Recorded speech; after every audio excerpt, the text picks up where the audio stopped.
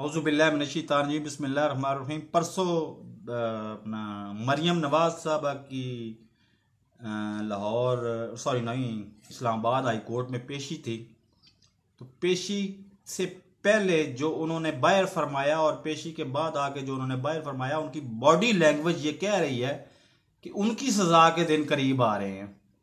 वो अंदर तो एक तो ऊंचा बोली, तो वो जज ने भी कहा कि जी आप लीडर होंगी तो बाहर होंगी, इधर जज आप अदालत में आप मुलजम हैं, आपकी जमानत में वो कैंसिल होने लगी थी जमानत उनकी। लेकिन वो साथ ही खड़े हुए वकील साहब जो थे, वो जो उनकी पार्टी के मियाँ तारड़ साहब, उन्होंने मिन्नत तल्ला करके जान छुड़वाई उनकी। और बाहर आके जो उन्होंने कहा ना कि जनाब ये एहतसाब का अमल हम इस हुकूमत से मुज़ाकरात तो क्या इसके साथ बात भी नहीं करेंगे और हम इस एहतसाब को बहुत सह लिया, आइंदा नहीं सहेंगे। तो बॉडी लैंग्वेज ये कहती है कि जजा के और सजा के दिन करीब आ गए हैं। बहरहाल ये आने वाला वक्त बताएगा कि मैं ठीक कह रहा हूँ या मेरी मेरी पेशीन कोई गलत है।